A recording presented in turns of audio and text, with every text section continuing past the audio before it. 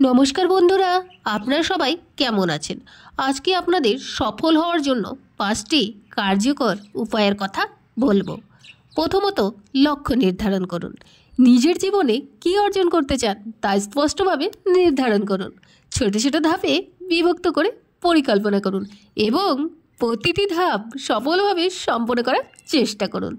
দ্বিতীয়, পরিশ্রম ও অধ্যবসায়।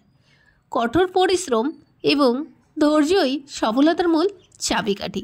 কখনো হাল ছাড়বেন না এবং ব্যর্থতা থেকে শিক্ষা নিন। তৃতীয়ত, সময় ব্যবস্থাপনা। সময় সঠিকভাবে পরিচালনা করুন। গুরুত্বপূর্ণ কাজকে অগ্রাধিকার দিন এবং সময় নষ্ট না করে পরিকল্পনামাফিক কাজ করুন। চতুর্থ, নিজেকে উন্নত করুন। নতুন দক্ষতা অর্জন করুন, বই পড়ুন এবং অভিজ্ঞ ব্যক্তিদের কাছ থেকে পরামর্শ নিন। প্রতিনিয়ত নিজেকে আপডেট রাখুন। পঞ্চম, পজিটিভ মানসিকতা।